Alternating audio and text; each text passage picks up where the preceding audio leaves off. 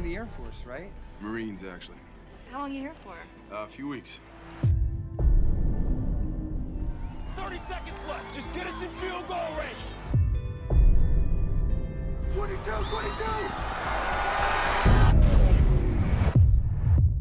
The blackout may run along the entire northwest corridor.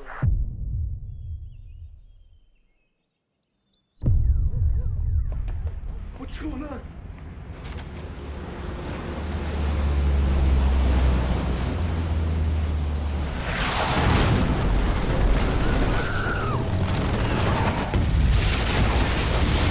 Get to the cabin. Jed, you take care of your brother, you hear me? All right, now go. Why are you still back? If you're seeing this broadcast, you are in a part of the country no longer controlled by the government of the United States. Boys, I love you both, but I want you to do what I would do. Kill this piece of...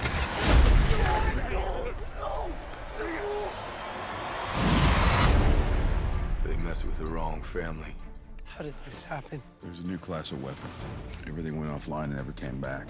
They wipe us out, including U.S. Central Command. What am I supposed to do? I'm gonna fight. Anybody who wants to join is welcome to it. We'll hit them on our terms. We're the Wolverines, and we create chaos. We need to steal that weapon. It'd be the foothold we need and take our homes back. I can't. Yes, you can. Relax. And squeeze.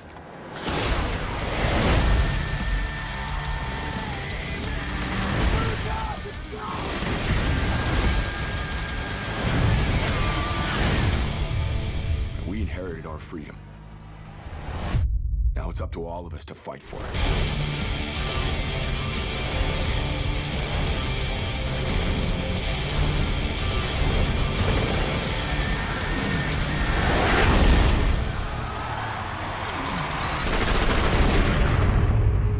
For them, this is just some place.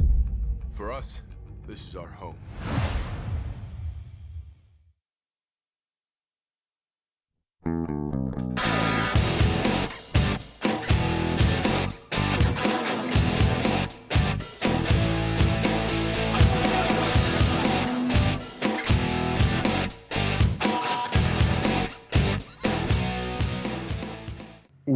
Welcome to They Call This a Movie, testing the strength of friendships one terrible movie at a time. Subscribe to the podcast on iTunes and other podcast services by searching They Call This a Movie. We're part of the Main Damie Network, and to find more from us, check out the website, themaindamie.com, or on Twitter, Facebook, and Instagram at The Main Damie. We're also now a proud member of Geek Vibes Nation. You can find them at gbnation.com. Welcome back to They Call This a Movie. This is Anthony Delvecchio. With me, as always, is Dan Aquino and Mark Myers. Say hello, gentlemen. Yo, what's going on, guys? Hello. I realized watching this movie, and maybe it's for every disaster type movie, that the skills I have would not translate to helping anyone out in these situations. The two things I've been good at in my entire life would be completely useless in this situation.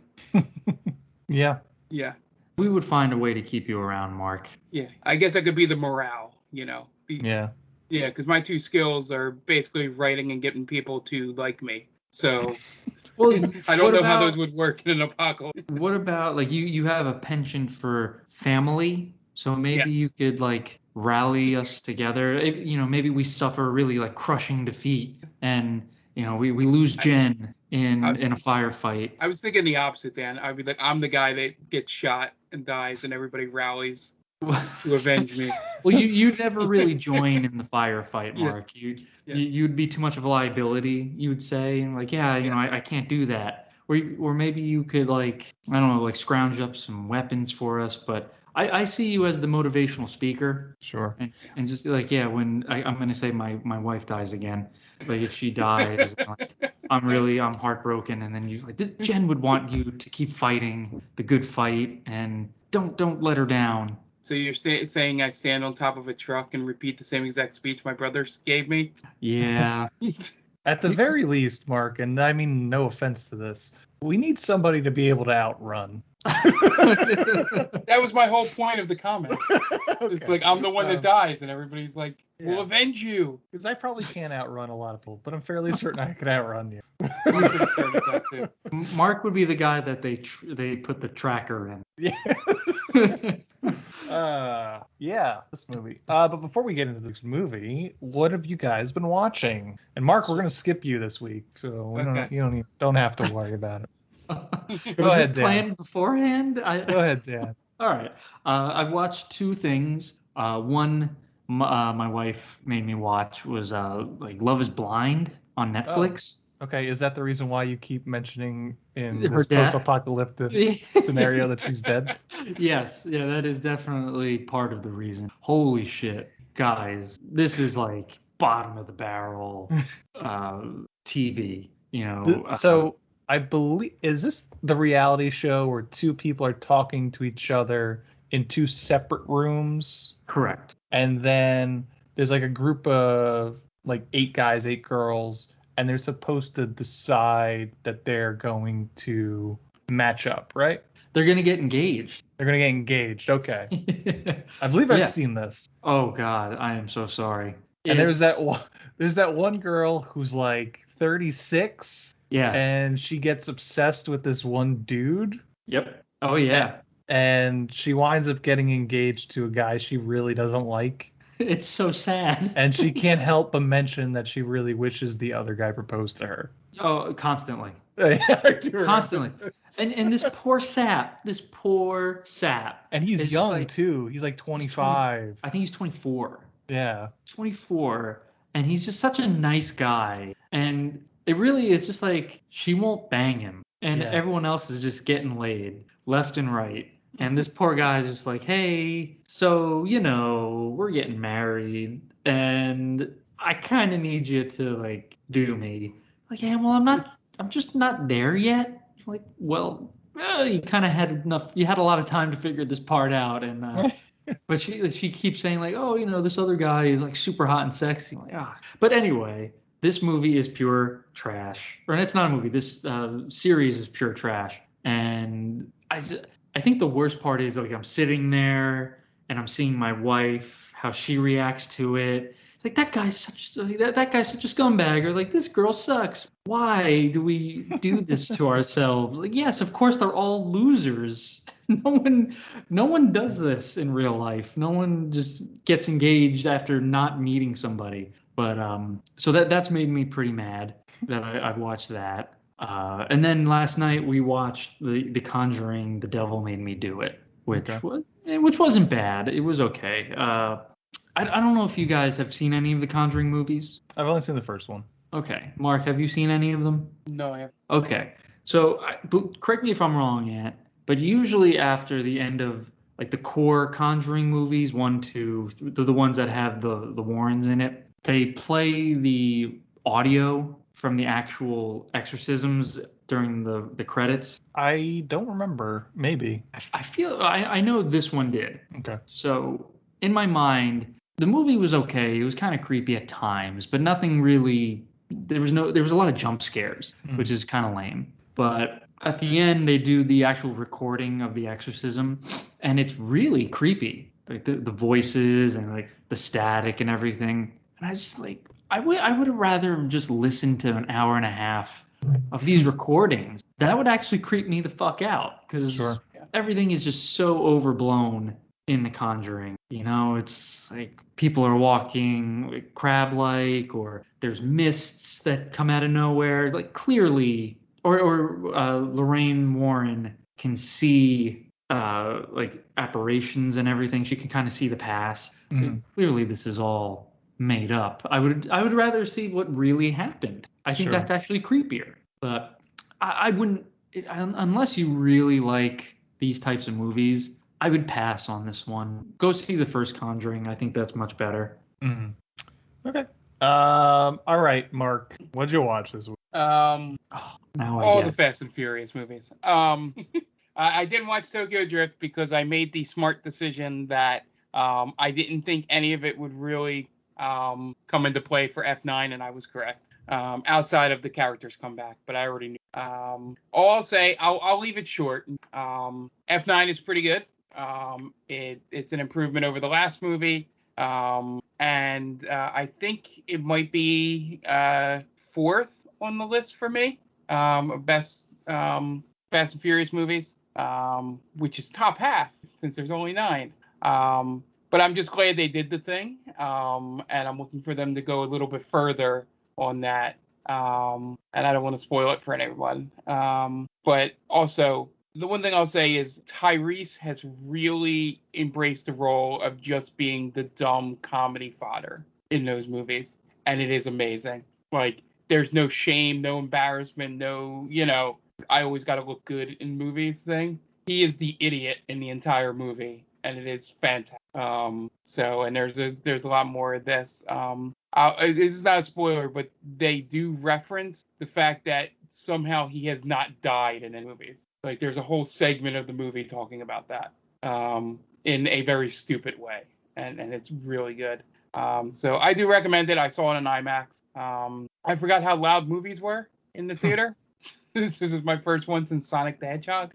Or no, maybe Birds of Prey or whatever. I think one of those might have been after it. But yeah, I forgot how loud movies were in the theater. So that was fun. And I don't know if they were really enforcing the rule, but I was basically alone with like 6 rows around me. So I was eating the popcorn without my mask on, but literally nobody had a mask on in the theater, despite the fact that I think you're supposed to anyway. So when I saw The Hitman's Wife's Bodyguard in Maryland, you didn't have to wear one, and there was a few people in there and no one was wearing it, so I felt comfortable enough to not do it. Yeah, it's like the thing they do say on airplanes. As long as you're eating, you don't have to wear it, so people like slowly eat the airplane peanuts, right? So they don't have to put their mask back on. They've gamed the system. But yeah, it was the only downside was I don't think the crowd wasn't excited as I've heard other people's crowds be, so I was a little disappointed in that for certain moments. But that's still good, dumb fun. And I recommend it for anybody that enjoys those movies. It's not as bad as the last one, which was very disappointing. But yeah, and also for some reason, every shot has to have the Vin Diesel look like he's just as big as John Cena. So that's fun because that's probably in Vin's contract. That's really like beta energy, I think. Right. Yeah. Just be like you're as tall as you are, man. You can't fix it, unfortunately.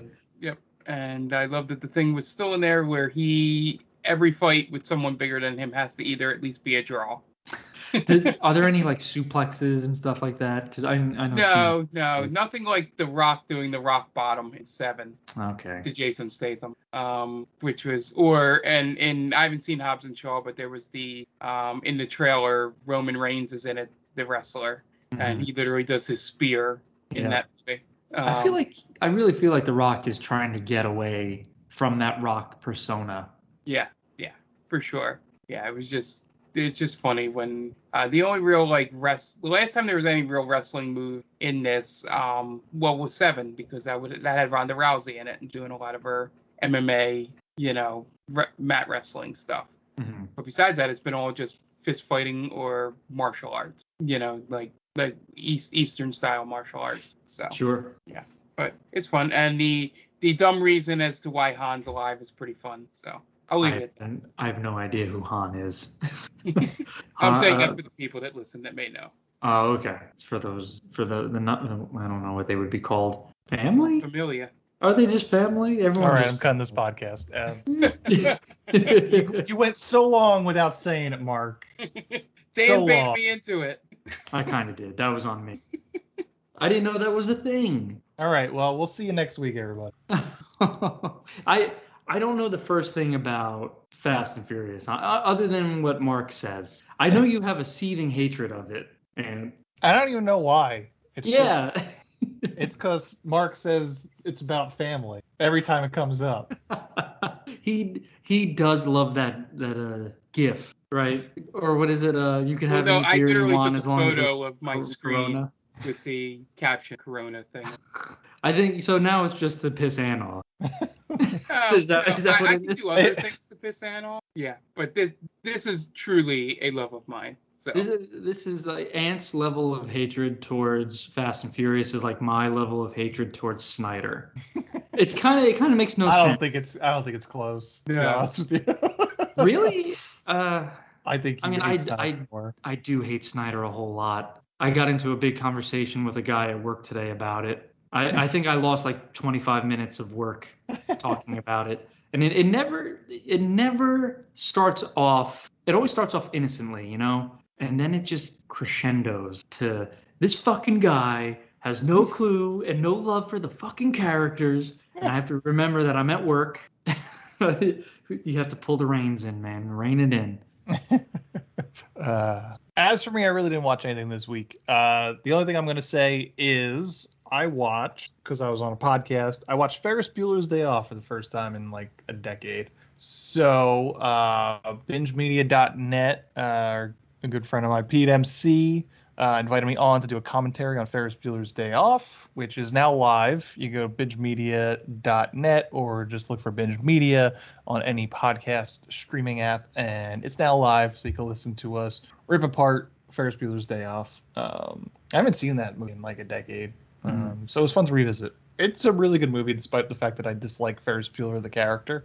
But I suggest anybody go listen to that. It's a fun time. I think we're going to try and have Pete on soon, as long as we get our schedules aligned. But that should be a fun thing to have on ours, too. I'm actually, I'm interested in joining as well. I know you had said that they've extended an invite to all of us. I would love to join and just, because most of the time, it seems like the podcasts that they do are pretty well. The movies that they talk about are pretty well liked. Yeah, it's a podcast. It's a podcast where you can talk about movies that you might actually enjoy. Yeah, and I was gonna say, like, you need that every now and then when you go through the schlock and the mediocrity that we get into. And I think it's a good mix. Like we definitely do a lot of schlocky movies. Anthony, you pick a lot of B camp and like schlock, and then Mark and I will usually pick stuff that it's more mainstream, I guess, but it's just so mediocre. Every now and then it's good to remember, the good stuff that's out there. There's more good stuff. Well, actually, I'd say there's probably more bad stuff than good, but sure. I guess that's your point of view as a movie goer. Mm-hmm. Yeah, that's all I watched. I've been doing a lot of reading. I've been trying to make a active attempt to start. I feel like I'm just a consumer of media that makes me like a giant piece of shit, but you're just getting sucked into the machine, dude. Yep. So I'm trying to read more, and but I have been watching Letterkenny still, which is still weird, and pretty good. I watched the intro, the cold open. It's very off-putting. It's funny. It's very funny, but it's very odd sense of humor. I think you need to have that. There's an odd cadence to how they talk and stuff. But yeah, interesting. And that's about it. And so we're going to take a quick break and let's listen to some ads, and we'll be right back. And welcome back. And now it's time to get into plot of this week's movie. And this week was Mark's pick. So Mark, why don't you tell us what movie we watched this week? Yeah, so this was choice number 2 of 2 movies I really couldn't decide between, because they were both films, and the loosest sense of that word, that I really wanted to see, that were always on my radar, but never had the courage to just see on my own. So the first one we already did, which was The Happening. And then this one was the remake of Red Dawn, which is a film from the 80s, originally, starring Patrick Swayze, that was one of those VHS movies when I would go to my uncle's house, because he used to tape everything, any movie that ever came on any of the, like, HBO, Showtime, all that stuff. So he had basically every movie that's been on there. So I would watch it summers, the original one. Haven't seen that in 15 years or more. So I was like, you know what? I don't want to watch that one because I don't want my opinion of that one. So let's pick up this dumb one where they had to change the enemies in it because they wanted to make money showing this movie overseas. So, I picked Red Dawn, the 2012 version, with known American hero actor Chris Hemsworth playing the lead role here. I'll say a slightly hot take here. It's not awful. It could have been much, much worse. That is a hot take. Yeah. That is a very hot take. It's not good by any means, but it wasn't unwatchable, which a lot of these remakes of movies tend to be. because they either try to be too far away from the source material, or they try and like drill down to the deep like subtext that you didn't notice from the first movie. But this one just seemed to be, it probably would have been a pretty good, popcorn, or back when this was a thing, a movie pass movie, sort of just go. It's not a waste of your time. But not anything special. So glad I saw it. I can check it off the. Okay, Dan, what about you? Where are you coming from with Red Dawn 2012? So I've seen this movie once. Dan, always surprising us. Oh, really? You think I'd never seen it? Yeah. Oh, yeah. I mean, I've never seen the original, which makes me feel really bad. I feel like there's a special place in hell for people who watch the shitty remake of a classic first. Let's temper the word classic for Red Dawn, if we're being completely honest. I feel like it gets talked about and referenced enough. Or would you say cult classic? I would say it's cultish. It's a cult classic. Yeah. It's well known enough where it's, and plus everyone loves the Swayze. Everyone loves Swayze. Everyone's crazy for Swayze, and understandable. Yeah. Understandable. Oh, absolutely. But yeah, I feel like this movie was very underwhelming, and two things I took away from it. One, Chris Hemsworth is in a lot of trouble when that Thor money runs out. When that Thor train stops, he's in for it. He's got to figure it out real quick. And whoever decided to try to make Josh Peck an action hero should be fired into the sun, because he is not threatening or inspiring in the least. He has like two cool moments in the movie, and they don't translate, I think, nearly as cool as they wanted it to be. I think the one is when he gives the middle finger to the defector, Pete, right? Like he runs out like, "Hey, Pete," and he just gives him the finger. And at first I thought, I was like, oh, he's gonna like kill him, like, "Hey, Pete," boom, blow his head off. Like, no, he just gives him the bird. And I was like, that probably sounded so much cooler in these guys' heads. Right. Like, yeah, man, you just like, "Fuck you, dude," and then you blow the building up. It wasn't cool. And then at the very end, he's giving his brother's speech, and he's very whiny. Yeah. He's not, man, I would not follow him. I wouldn't follow him into like a corner store. I wouldn't follow this guy anywhere. Like, you're the fucking leader? They were like, come on, who's the real leader? Take me to the real leader guy. Just very underwhelming. It was edited very poorly. A lot of the action scenes are hard to make out. I think this movie was just an obvious cash grab. Just, we're going to try to play off of the original. And when did Swayze die? It probably was, 2010? Somewhere around there. I don't exactly remember. I wonder if they were just going to try to like play off of, the Swayze nostalgia. Yeah, I don't know. As for me, he died in 2009, by the way. Okay, so far enough, I guess. Yeah. So this is the first time I've seen this. I'm somewhere in the middle. Mark, I think you're giving this movie too much credit. But I didn't hate myself while I watched this. I will say that. Josh Peck sucks in this movie. Yes, he does. And they start off not on a great foot by trying to make us believe that he's a starting quarterback. And then he just gets railed on 2 consecutive plays. I would rather follow the guy who just beats the shit out of him. Like, he should be the leader. Yeah. It feels like you could have Josh Hutcherson in your movie and you could have Josh Peck, but you can't have both because they're both jockeying for the same role. There's a huge step down from Chris Hemsworth to Josh Peck. Yeah, and it's not believable that they're brothers either. Not at all. No. It would have made more sense to have Hemsworth and Hutcherson as brothers. Yeah. Or Drake. Either Drake, the single name Drake, or Drake from Jake and Josh. That would be such a mindfuck if Drake, the rap artist Drake, is in this movie. With his Toronto Raptors jersey. Just representing. Where are they? They're in the West Coast, right? No, Eastern Seaboard. They're on the Eastern. Wait a minute. How does that work out?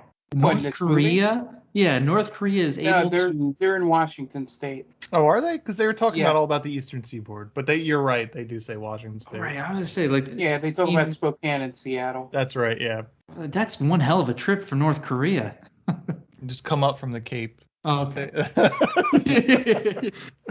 Explorer style, baby. All their ships get dashed along the Cape. It's called a reverse Magellan. Man, that is a hell of a lot of work. Hey man, you can't speed up the sneakiness, man. If you're stealthing, you gotta take your time. And you know what? We probably wouldn't see it. We wouldn't think it possible, right? Yeah. Like, I mean, North Korea is going the opposite way around the world. Fuck that. That's fine. Yeah, probably between 2016 and 2020, they would have had a hell of a shot. Yeah. There are moments in this movie where it almost gets it in terms of the message. You ever like see those where like I think there's even a Reddit where it's like Republicans accidentally socialists, where like Republican accidentally makes a point for socialism, but they just still don't believe in socialism. This is sort of the point with this movie where it's like they talk about how Chris Hemsworth makes a point of saying that when he was overseas fighting in the Middle East, he was the good guys. Yeah. And now that they're on their home turf, they're the bad guys. Yeah. And it was just like, man, you're almost there. I mentioned it's like that's what everyone else thinks of us when we go there. Yeah. It's like, man, I just need you to make that one next step. Right. And it seems like this movie is so close to being a satire of a U.S. foreign policy circa 2012, but it's not. It's just straight up, yeah, we're gonna kill some fucking North Koreans. Oh, and they do. It's so much propaganda. Yeah. Big time propaganda.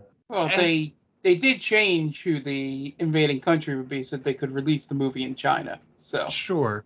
But there goes the money grab. Also making the invading army people of color is a weird part of this movie. If like the original was Russians, and obviously Russians was in the heyday was the big bad, but they're also white. So now it's people that look different than me are invading our country.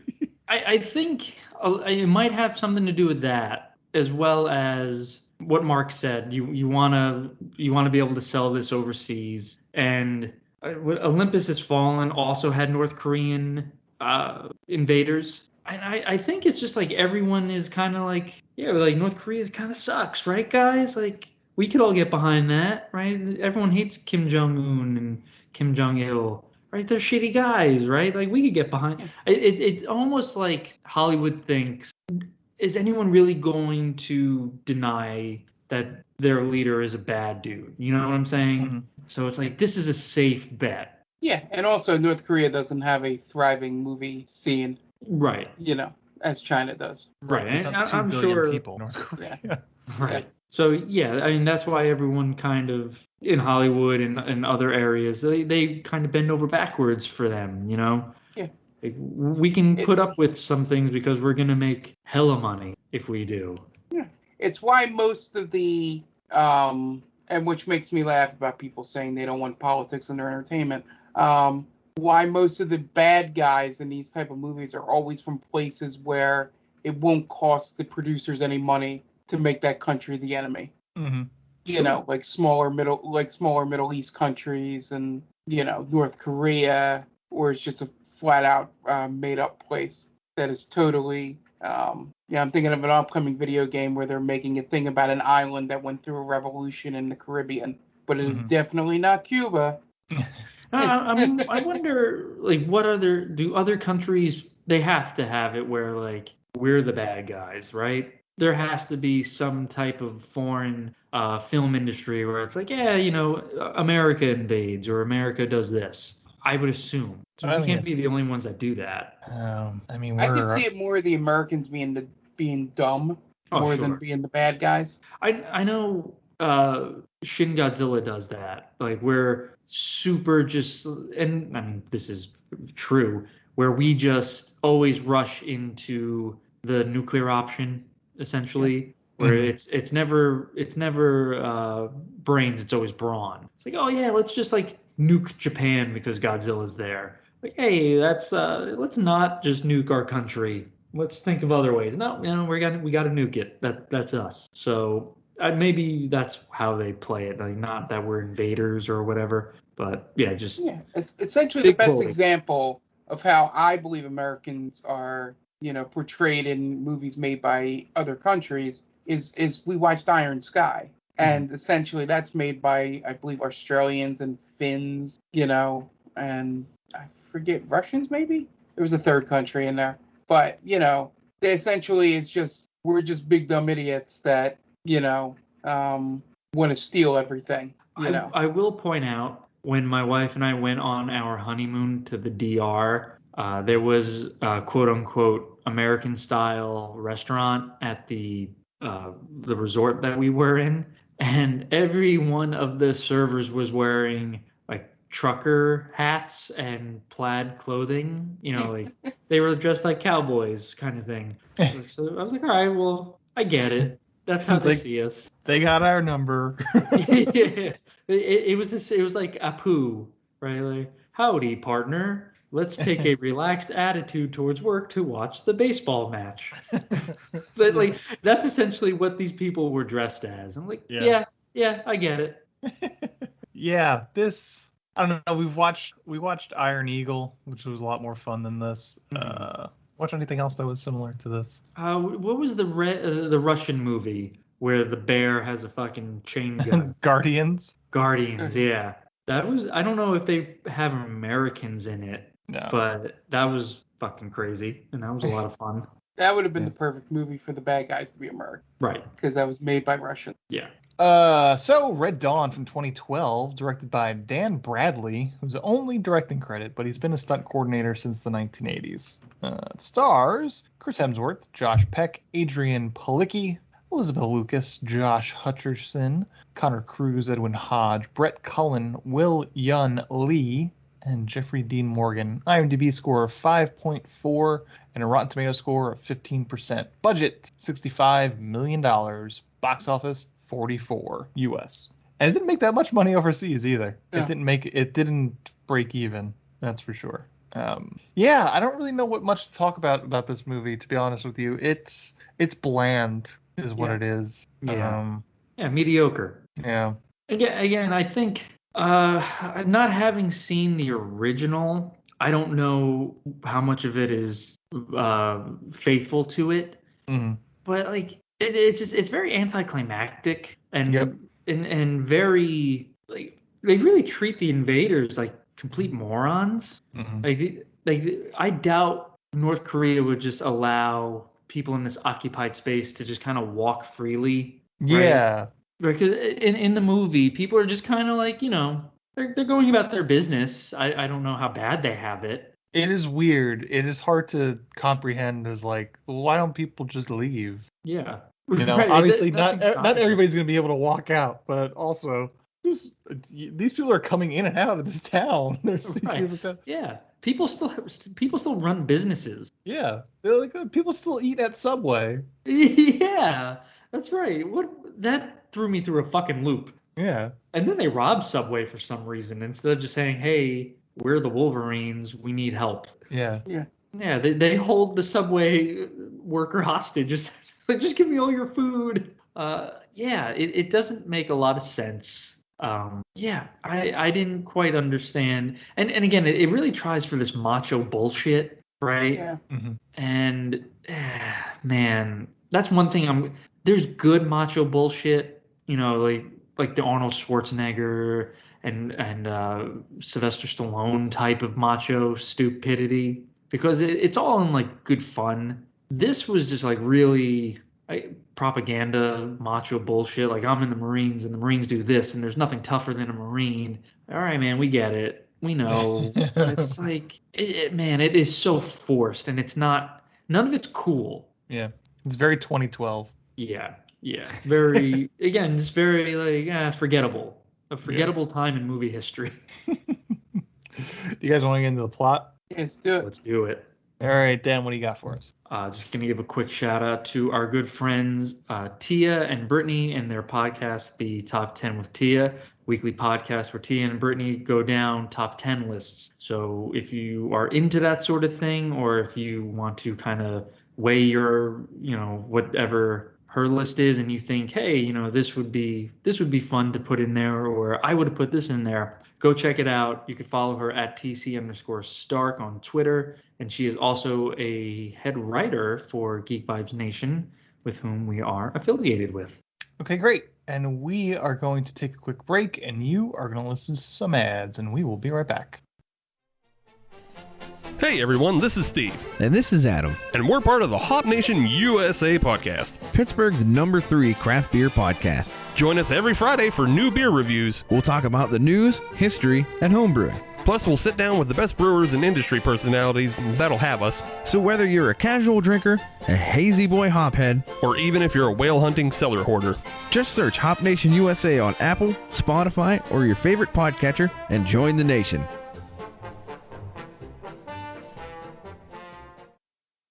Oh hi, didn't see you there. It's me, George, from the best little horror house in Philly, the show where we talk about the best horror movie ever made, according to our guest at least. We've talked about groundbreaking classics like Texas Chainsaw Massacre and Alien, but we've also got a lot of great ones coming up, including some very fun guests like Len Kabaczynski of Swamp Zombies and Red Letter Media fame, Caroline Williams, the star of Texas Chainsaw Massacre 2, and Chase Williamson from John Dies at the End. So make sure you're subscribed to the best little horror house in Philly, and I'll see you boils and ghouls over there. And welcome back. Now it's time to get into the plot for Red Dawn 2012. We open on credits over stock footage of military action. We get Obama. We get economic collapse. We get North Korea. Basically, Russia is invading Georgia and North Korea is attacking South Korea. We also get shots of Sleepy Joe. In 2 different decades, it looks like. 2 different decades. Who would have thought we'd be seeing Biden again? It was a little bit of a shock, and forgetting that he was vice president of the United States. But what he mentioned was like, yeah, we're gonna toughen our sanctions on Russia, and I was just like, oh shit, it's Biden. And the question coming out of the credits is, what does North Korea want? Then we cut to a high school football game as Thor listens to the radio in his truck, and Josh Peck is the star quarterback, fuck you, and gets absolutely demolished on 2 consecutive plays. And Mark Schlereth as the head coach. Yeah. It took me 2 scenes to go, okay, that's a famous football player. Who is it? And then when they cut back, I was like, it's that guy. It's the Denver lineman that was on ESPN. Got it. I did like how they tried desperately to make Josh Peck into this like stud, right? When he just gets absolutely laid out by the tackle, and he gets up, he's like, ooh, that guy hits hard. Like that was nothing. Like, dude, that would have knocked you out of the game, man. We know you, Josh Peck. Obviously, the entire football is just the foreshadowing of the nickname. Yeah. He's a lone gun. He's a cowboy. The team's nickname is Wolverines. Yeah.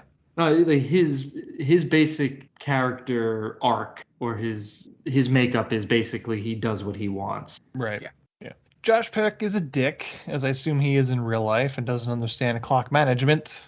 His dad, not Chris Cooper, looks on as teams settle for a field goal to tie it, but the kicker goes wide right and they lose. It's actually Thomas Wayne from Joker. Yes. That might be the best description for that guy. Brett Cullen, right? Brett Cullen, yep. He's a solid character actor. Yeah.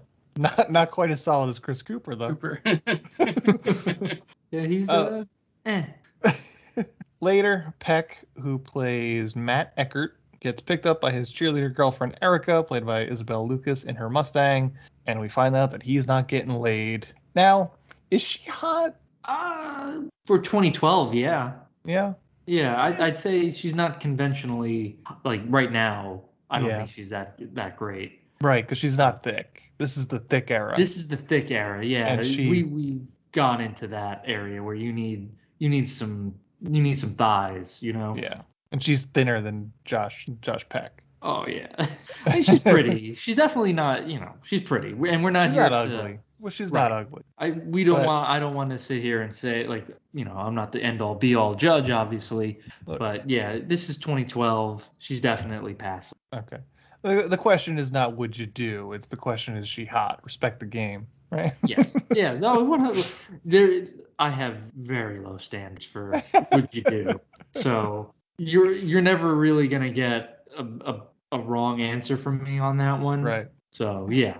Yeah, it's just moments where she was just super plain looking. Yeah. And then not worth saving from a bus. Yeah. And I remember like her having like a moment in Transformers Revenge of the Fallen where they're like, oh my god, she's gonna steal Shia LaBeouf away from Megan Fox. And that's just not in a movie with transforming alien robots. That is the most unbelievable part. Absolutely. Thor is playing Jed, Josh Peck's brother, and he's a Marine that's just come home. And he tells the guys in the bar he's with. And Adrian Palicki, former failed Wonder Woman, plays Tony, chats him up a bit. And then Matt and Erica show up at the bar. And the power goes out, so everyone has to leave. Then they go home, and not Chris Cooper makes up the couch for Jed. Then Matt comes home and is a dick to Jed for no particular reason and leaves the door of the fridge open for far too long when the power's out. First rule, never open the fridge when the power's out. I love how it's like a key talking point there. Yeah. Chris Hemsworth tells him to shut the door. Power's out. It's such a mundane thing in an action movie to really harp on. But if there's one thing you learned from this movie, if you didn't know it already, when the power is out, do not open the fridge. Is that like the G.I. Joe ending? We've had a lot of fun here today, kids. Yes. Yes. It cuts down to how long it takes for your food to spoil. It's solid advice. Yeah, that's it, kids. Learn that. They should teach you that shit in home economics class. Is it on? Will this be on the written test? We find out the blackout is throughout the eastern seaboard and the western seaboard, I suppose. Is there such a thing as the western seaboard that they call it that? Is that a nomenclature that people have said? I've only ever heard eastern seaboard. It's west coast. Yeah. Right? Yeah. I don't know. That's a good question. Right? If there's an eastern seaboard, there must be a western seaboard. Right. Yeah, absolutely. Yeah. There's got to be an other directional seaboard, or else then eastern seaboard should just be the seaboard. Right, and then the west just constantly goes on forever. Yeah. Right? Yeah, it just connects to other land masses until I guess you wrap around to the eastern seaboard again. That's the Magellan style. Right. Not once but twice have we mentioned Magellan on this podcast. Should be everyone's favorite explorer. Sure. It's not. Was Magellan problematic? Oh, I'm sure all explorers were rapers and pillagers, but he went around he circumnavigated the globe. So you give credit where credit's due there. Yeah, I mean, it's all relative, right? Sure. Raise your hand if you're a rapist. All explorers raise their hand. It's like, okay, well, can't cancel all of them, so we got to pick one. Right. Yeah. For all the things they did discover certain things, I guess. So you kind of give them that. Yeah. It's like Chris Columbus also might have had sex with a walrus. Questionable. Is that real? Yeah, it's a rumor. Oh, shit. It's a rumor that Christopher Columbus and his men may have fucked walruses because they thought they were mermaids. I have heard that. Okay. And he makes mention of their very womanly knees. Man, every time we kind of go back in history, we kind of realize, like, how did we survive? Yeah, right. How do you fuck a walrus and survive that? Yeah, I don't get it. Allegedly, yeah. No one really around to talk about it or confirm or deny. In the morning, a loud bang wakes both Matt and Jed up, and they run out of the house to see what's going on. And the sky is filled with invading planes and paratroopers. U.S. planes are being shot out of the sky, crashing on the streets below, and general sort of chaos occurs as this happens. Jed puts Matt in his car, and they have to go look for their dad, as paratroopers are starting to land and opening fire on the streets. Not Chris Cooper, who I think is the sheriff, shows up in his cruiser and tells them to follow him. They drive behind him as he tries to escape the paratroopers. One shoots at him as he attempts the landing, but gets hit by Jed in the truck. Eventually, the dad crashes his cruiser and sets it up as some sort of roadblock in the middle of the street. He tells Jed to take Matt and head to the family cabin. It will be safer there. Despite Matt initially protesting, Jed gets him into the truck and they drive off. As they drive, Matt tells Jed that they have to go get Erica. So they make a turn and run into a bunch of invading troops. So they have to take a detour through backyards, crashing through fences, and almost driving into a pool. They make it to Erica's street, but are blocked by 2 military trucks. Troop gets out and try to apprehend them. Meanwhile, Erica and her family are being dragged out of their house as prisoners. Matt tries to get out to go to Erica, which causes the trooper to start firing into the car for some reason. And Jed pushes the gun away, and he winds up shooting through the windshield, killing another trooper. Yeah, I couldn't decide if the reaction to all these invading troops landing on the ground and shooting and stuff like that is more Americans never being in this situation or just flat out white privilege. You know what happened? Obama took all their guns. The week Thanks, before. Obama. Yeah, the week before, he personally visited each household. Yeah. I'm gonna need your guns. He took all their guns, and now all the rurals are like, see, where are you guys now? Yeah, that's a good point. Like, this is definitely like Second Amendment porn, right? Right. Like, this would never happen if they took away your guns. You'd be where would you yeah. be? The people that live and die by the Second Amendment, this is their fantasy. They want this to happen. Yes, right. Because I think Jeffrey Dean Morgan even says, it's like, yeah, man, like Texas has just been lighting them up, you know. Like, yeah, okay, we know Texas and like Alabama, the good old boys. Yeah. You know, they're not going down without a fight, kind of thing. So yeah, this movie, it definitely sent a lot of those people from 6 to midnight, I'd imagine. So Jed pushes his car away. Jed puts the car in reverse, and a few neighborhood kids jumps into the back of the truck, and Jed hightails it out of there. I wish his name wasn't Jed, because I'm going to say it a lot. Yeah, and that's not a very Chris Hemsworth-like name. Yeah. Do you think, how was his accent, do you think? Terrible. Yeah.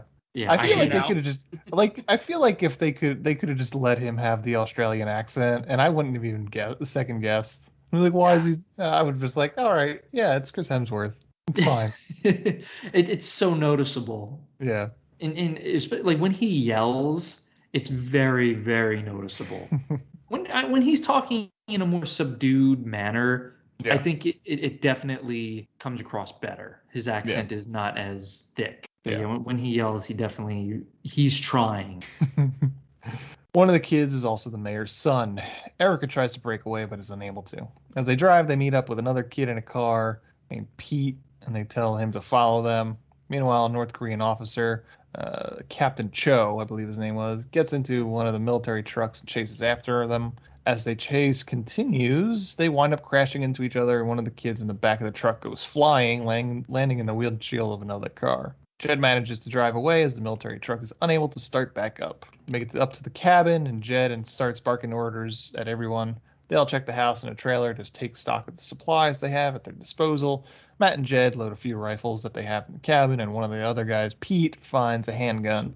As they manage to use a makeshift satellite to get a TV signal to watch the news, they hear a car approaching, so Jed goes out to fire a warning shot to keep them away from the cabin, and tells Matt to kill the lights to the cabin. As Jed gets ready to fire a warning shot, he recognizes the truck, but then someone else fires a shot and nearly hits Jed. So Jed hustles back down to the cabin with the truck behind them. It turns out that it was the douche Pete who says he's not giving up the gun. So Jed just immediately wrestles the gun away from Pete.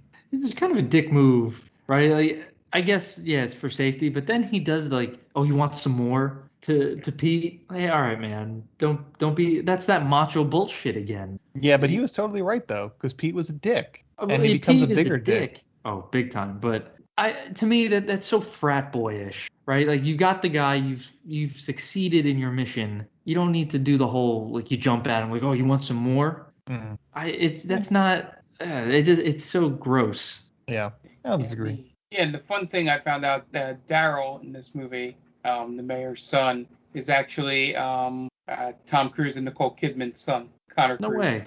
Oh I didn't yeah, know that. Cruise. Yeah, it was. Yeah, when I was going through the cast list after the movie, mainly to see what Isabel Lucas was in, more. It was like, I was like, Connor Cruise, that face looks familiar. And then I clicked it, and it was like half sister, half brother, the Suri Cruise. Wait a second. Wow. Yeah, So I didn't know that. who's, if he's half, who's? He's Tom and Nicole's. And I don't know. If, Siri is Katie Holmes. Katie Holmes, kid. yeah. I forgot. Yeah, but that was an interesting, and he's only done 2 movies. He did this one, and he was I think he played Will Smith's younger version in the Pursuit of Happiness or something.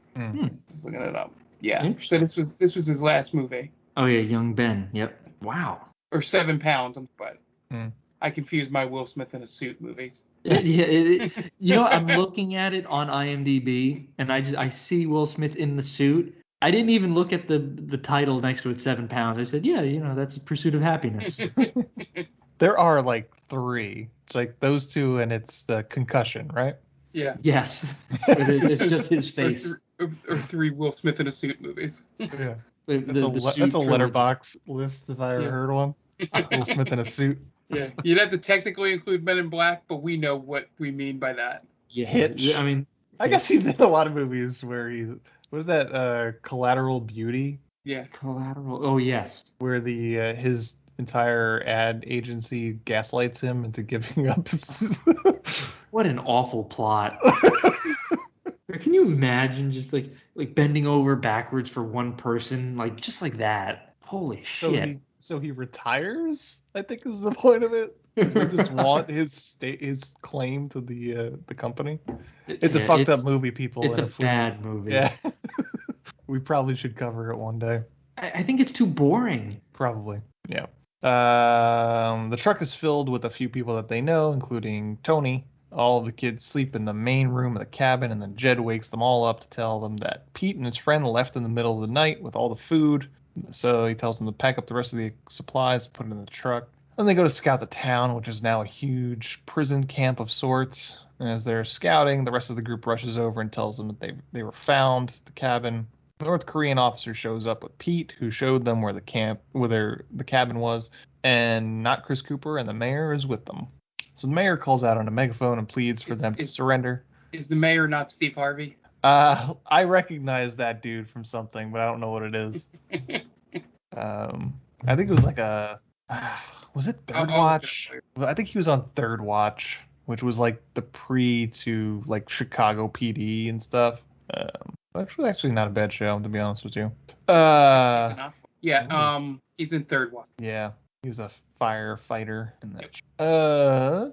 The mayor calls out on a megaphone and pleads with them to surrender, but not Chris Cooper gets on and then tells them to go to war and kill anybody that gets in their way, basically. And he's immediately executed. As they try to figure out what to do next, Josh Hutcherson wants to go back to his family, but Tony tells him that his parents were killed. And then Jed tells them he is going to fight, and they all need to make a decision on what they're going to do next. And then we get a training montage. It's not even a good training montage. We should have a podcast within the podcast rating how people emotionally reacting to death in this movie, ranking, between, Chris Hemsworth and Josh Peck, and then, probably the best is Adrian Palicki, right? Yeah. She gives a good performance when Chris Hemsworth gets shot in the head. She wanted to fuck. She wanted to go to Pound Town. And you know what I like about their character arc? He refuses to remember who she is. I have no clue who you are. It's like, well, it doesn't matter. I kind of want to bone you. It's like, okay, because she keeps bringing up memories, and I don't remember that. Stop being so clingy. Yeah, he's just negging the shit out of her. But I do like how she was ready to kill Connor Cruise.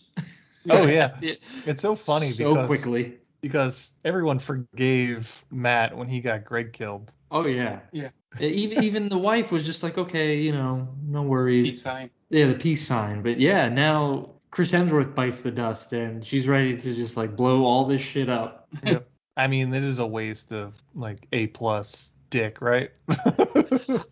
You would think, right? I can't imagine Chris Hemsworth not having, a good hammer. Right? Yeah. It'd be really disappointing to find that out. Yeah, absolutely. I won't mind that out. Right. That would just be the last straw, really, for That's us like as a nation. Yeah, that's like finding out King Griffey Jr. took steroids, right? That's something that Right. That's something that they'll just bury, and everybody will be fine with it. Yeah, we don't need to know. It's like, nope, don't need to know about it. We don't need to know if Chris Hemsworth is sub 5. Right. We don't need to know. Just let us imagine. Or if it's weird looking, or it doesn't even work. Just. Yeah, I wonder what would be worse. If it's weird looking or just like a lot smaller than people think. Right, I feel like if it's smaller than people think, it's just like, okay, well, that sucks. But if it's weird looking, it's like, oh, wow, what is that? Yeah. Anyway, just 3 straight guys talking about Chris Hemsworth dick. We're secure. It's That's 2021. What that means. Yep. Well, yeah, and straight, that's a sliding scale anyway. Right. That would easily be one of those things on Twitter, like, hey guys, is it gay to talk about it? So training montage as Jed teaches them all some simple self-defense moves and tells them that they need to work hard to learn new skills and repurpose old ones. They also sneak into town on some recon missions. At some point, they realize they need better weapons and supplies, so they stage an ambush using Tony as bait, and the team just mows down the soldiers that chase after her. Shortly later, they kill a few more at a checkpoint. They wind up getting some AKs and some C4. Jed and Matt then take Josh Hutcherson. I have a hard time saying his name. I want to say Hutchinson. Yeah, it's a stupid name, Josh. You should change it. Who plays Robert. They take him hunting, and he manages to kill a deer. And then they prank him into drinking the deer's blood. Hilarious macho jokes. Jed has a speech about how they're going to have the advantage on being on their own turf. And they get to be the bad guys that cause chaos. And they're so close to making a point. They're right there. Yeah. On the cusp. It's like, man, maybe this is the mirror that 2012 America really needed. It's like, no, we're just going to kill more North Koreans. Yeah, and the North Koreans don't want to be there. Right. Yeah. Right. Right. And I would imagine it'd be quite the opposite with what we're told, right? Yeah.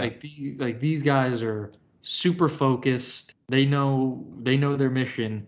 It's really the other way around when we go somewhere. We don't want to be there. No, none of them want to go. So they blow some shit up, including Pete, who is now a sympathizer. Good for Pete. Are you on Pete's side? No. No. But, I mean, good for Pete that he got blown up. Oh yeah. Oh, but that's when Josh Peck thinks he does that like super badass moment. Yeah, the middle finger. Hey, Pete. Yeah. I was so waiting for him to just blow his head off. Yeah. He just gives him the finger. To be fair, it was a solid finger. He's got a weird looking hand from what I remember. But it wasn't just like like the little like kind of finger. Yeah. Like he gives him the full finger. So I at least give him credit for using full finger. He's kind of stubby looking. Like he had like his hands are kind of small. I'm looking at a picture. His hands are kind of weird looking. Are they? They're a little meaty. Hold on, is this? I just googled Josh Peck hands. Wow, this podcast is leading us down all sorts of weird rabbit holes. As long as we don't get the feet, we'll be okay. Yeah. Hand is okay. The first picture, the one on Pinterest, if you're looking it up. Yeah. It's a little stubby looking. Okay, It's kind of thick, right? It's a thick hand. His hand here is still left over from when he was heavier. Yeah. Right? His hand never caught up with his weight loss. Mm-hmm. Oh, if you scroll down, there's a picture of him giving the finger. Oh yes, there it is. There it is. Yeah. You see? Oh, that's like, you know what? His knuckles are kind of weird. Yeah.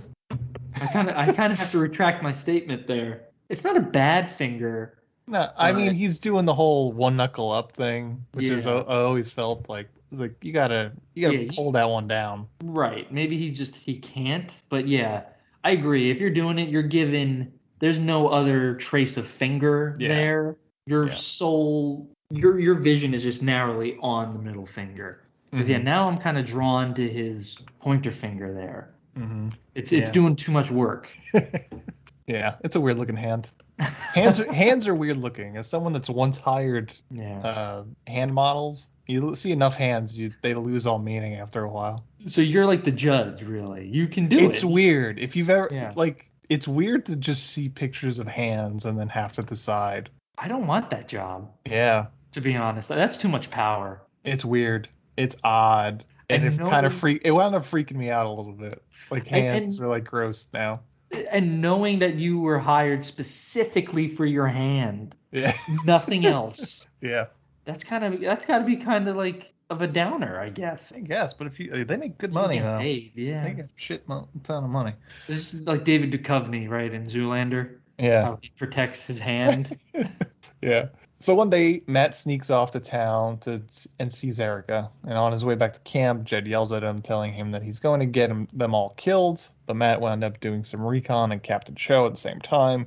They find out that there's going to be a speech at the town square. So they set up an attack with some bombs placed and a sniper hideout. They put the plan into action, but it does not go well. Right before the attack, Matt sees Erica and he blows the explosion early, and he leaves his post to go save her from the prison bus.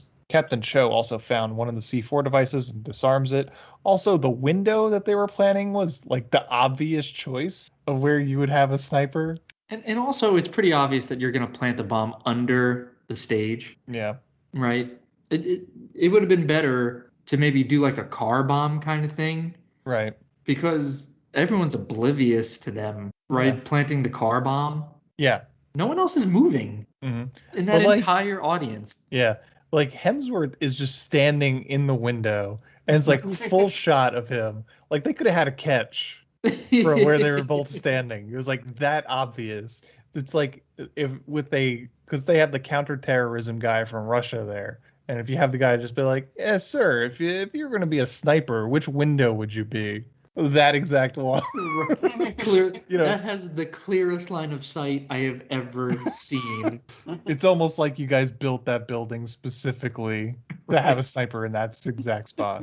It's clean. Oswald could have gotten 6 shots off from there.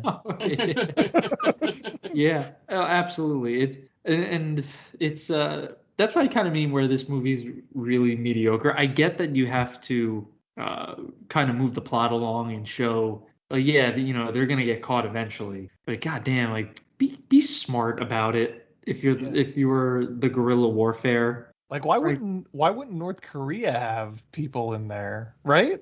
Oh yeah, they're right there. They should have people in that building. They should have their own snipers. Right. But meanwhile, their snipers are like 4 buildings down. The speech erupts in a firefight as the North Koreans were well prepared for an ambush. Matt goes to save Erica on the bus and kills a few guards, and his friend Greg goes to help him, but he gets killed. And Robert and Daryl wind up escaping down a trash chute and kill a few guards along the way. Matt and Erica ducked into a store and changed their clothes to be inconspicuous. They all regroup back at the camp. Jed got his hit in the leg, but he's getting stitched up. And Jed tells Matt that Greg died because he was careless. So Greg disappears for a few days in the woods to be all emo. Yeah. Meanwhile, the Wolverines attack again in the city, this time saving the shopkeeper that helped Matt and Erica. By the way, why didn't she just burn those clothes? It's been a few days. Yeah, right? She was just like, well, this isn't a keepsake for the time I was nice to those two Wolverine fellas. Oh. She's sentimental. Or maybe she just plain forgot. Like, I'll get rid of these tomorrow. It's on my to-do list, I swear. Yep. Oh, shit, I forgot. Then the townspeople start to rally around the Wolverines. Jed eventually finds Matt alone in the woods, and they have a heart-to-heart. Matt is still upset that Jed left home when their mom died 6 years ago.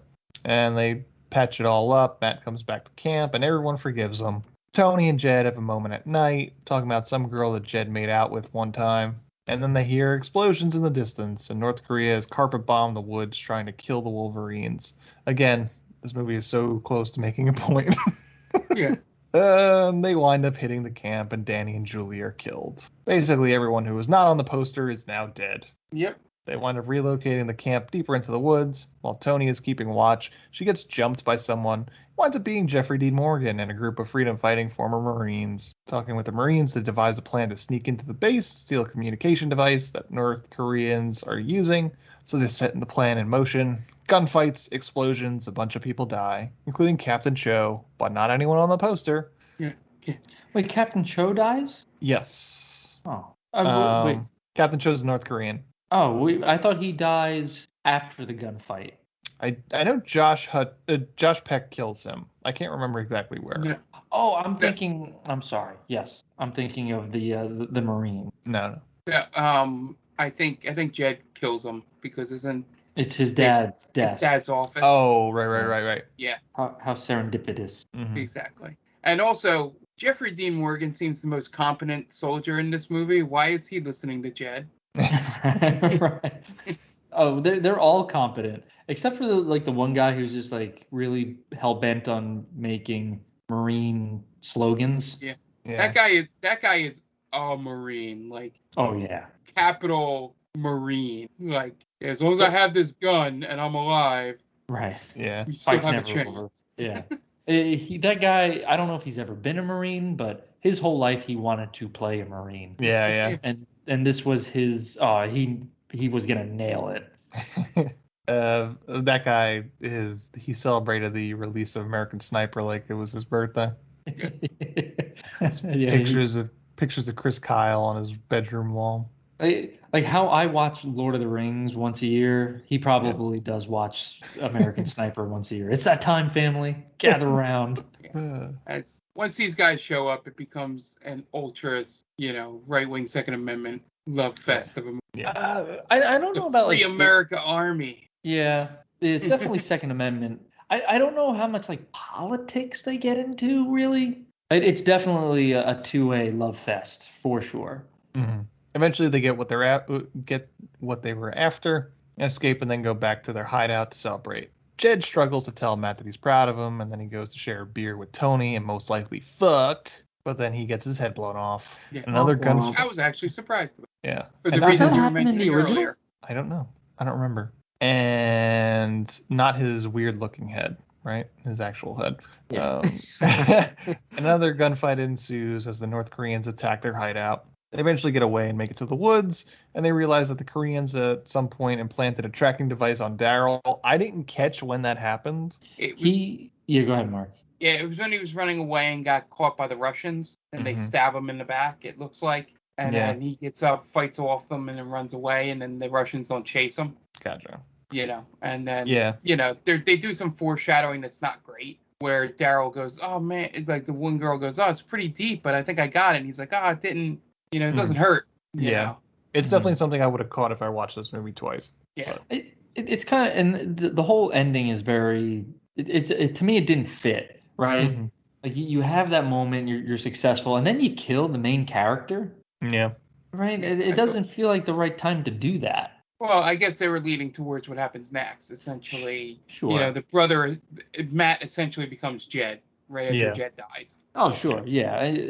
I definitely, and again, I haven't seen the original, so maybe that is what happens. But it felt weird. Like I give it props for not expecting it. Mm-hmm. I'll be honest, I wouldn't see them killing Swayze. No.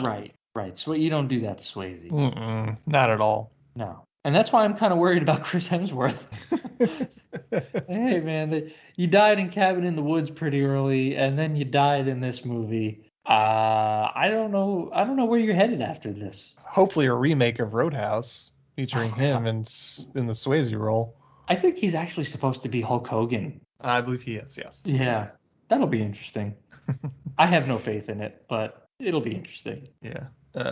So then they just leave Daryl in the woods. It's his choice. But they don't try and take it out of him. So they leave him, and Jeffrey Dean Morgan's team has a helicopter and is going back to the free America. But the Wolverines stay back to train more Wolverines. And then we see them attack a base with some military guns and vehicles as the captives shout Wolverines, and then we cut out of it. And that's the end of the movie. Yeah. That's the end of Red Dawn. The final battle we've been waiting the whole movie to see. We don't get this. Yeah, it's a very mediocre movie overall. Again, the action scenes aren't a lot of fun. Mm-mm.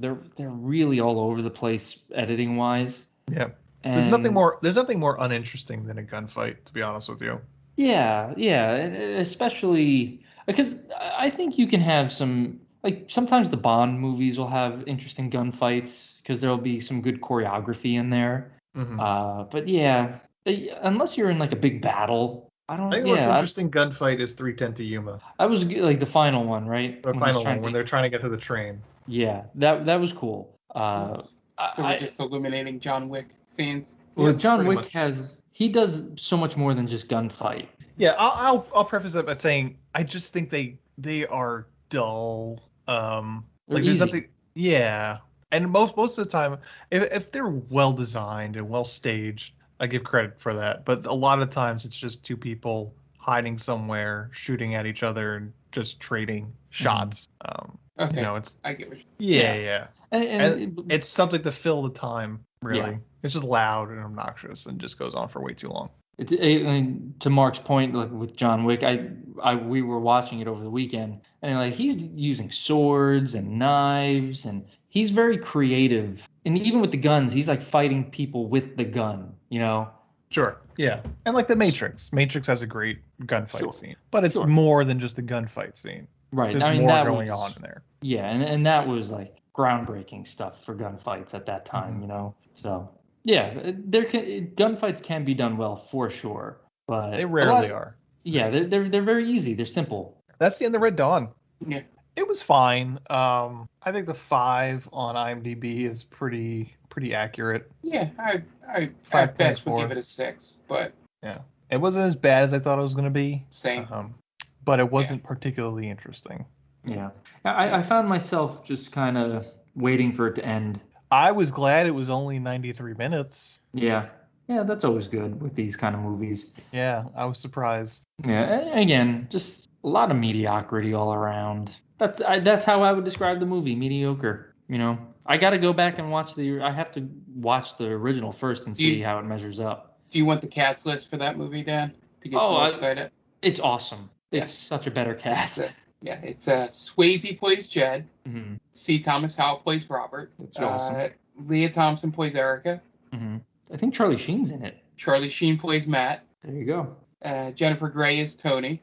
Yeah, they're not killing Swayze or Charlie Sheen, you know. Yeah, and then the father is played by Harry Dean Stanton. Oh yeah, Harry Dean Stanton. Nice. Yeah, it's a good cast. It's and then Powers Booth is in it as somebody. Nice. You know how I remember the original Red Dawn? I remember it because it's mentioned in Hot Tub Time Machine by Sebastian Stan's character. Right. Because he thinks that the main characters are all Russians. Yeah. And he has the Red Dawn poster in his room. That's how I remember Red Dawn, just from Sebastian Stan. So I want to watch the original now. I'm reading the summary to see if I can find Jed. If he lives or dies. Yeah. Wow. The film closes with Erica and Danny being the only 2 survivors of the original team. Wow. So they all die. Yep. Wow. Were those 2 the only ones on the poster? Erica was Leah Thompson, and who was Danny? Brad Savage. The guy I recognize. Brad Savage. Darren Dalton? No. Not the baseball player. No, Danny. Danny, not Daryl. Brad Savage. Posters were so much more creative back then, so you didn't have to worry about who was bigger or who got the front of it usually. So it might not have worked out that way like it does now. If you're on the poster, most likely you're gonna make it. Yeah, he doesn't have as much of a. Yeah. He doesn't have a standout thing like the other guy was in The Outsiders. Mm-hmm. He also did an ABC After School special in 1987 and didn't do anything until 2013. Wow, that's a long window. Yeah. Directed by John Milius, who was the inspiration for Walter Sobchak from Big Lebowski. If you look at his picture, he looks just like John Goodman in that movie. That's pretty good. We learned a lot on this podcast. Yeah. Hey kids, we had a lot of fun on this podcast. What did we learn this week, Dan? We learned that you should always close your kitchen, your refrigerator door in a power outage. Just never open it. Yeah, never open it. Yeah, and that Christopher Columbus banged a walrus allegedly. Yep, possibly. And it's either walrus. It might have been a manatee. I think manatee, because I've heard manatees have been mistaken for mermaids. Mm-hmm. And then what What else did we learn? We went down a weird rabbit hole, didn't we? Josh Peck has some weird hands. Josh Peck has weird hands.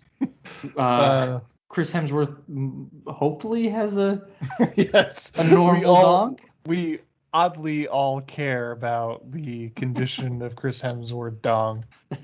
Yeah, so that's one. We learned something about ourselves in that one. Sure, we definitely did some soul searching on this podcast, and we found out some interesting stuff. I got to talk to my wife about it, see what she thinks. See how much she cares about Chris Hemsworth dick.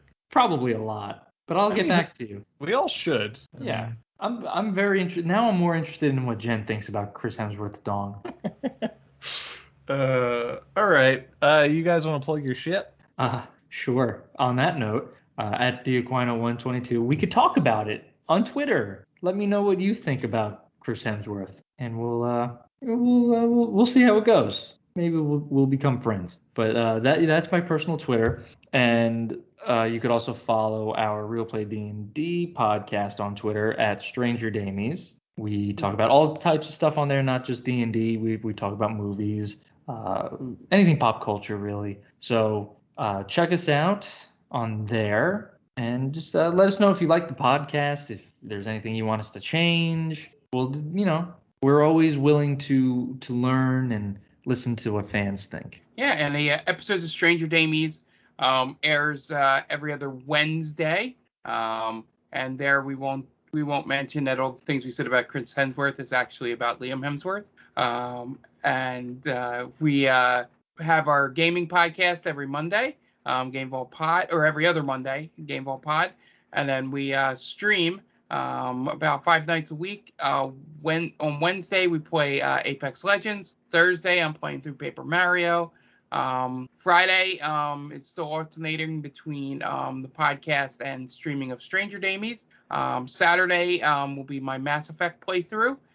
Sunday is Dan's stream of playing Breath of the Wild. And then Tom's retro streams are on Monday. You can find that all at twitch.tv/GameVaultPod. And then we are Game Vault Pod on every social network you can think of. So be sure to follow us there. Okay, great. And we are They Call This a Movie. You can find us at They Call This a Movie on Spreaker and wherever you get your podcast just by searching They Call This a Movie. We are themaindamie.com. That's our main website. And you can find us on all socials just by searching The Main Damies. That's Twitter, Facebook, Instagram. Just search The Main Damie and we'll pop right up. We are a proud member of Geek Vibes Nation. You can find them at gvnation.com and on all socials and all podcast streaming apps just by searching Geek Vibes Nation. Tons of great shows. If you're into geek stuff, surely there's a show for you. If you want to get a hold of us, themaindamie@gmail.com is a great place to do so. You can suggest a movie. You can tell us that we suck. You can weigh in on the whole Chris Hemsworth dick debate. And just reach out to us there, themaindamie@gmail.com. We are also on TikTok. They Call This Movie has its own TikTok. Just search for They Call This Movie, and we will pop right up there, too. And that's going to wrap it up this week. The movie was Red Dawn from 2012, directed by Dan Bradley. So for Dan Aquino and Mark Myers, this is Anthony Delvecchio telling Dan Bradley, well, you certainly made a movie, didn't you?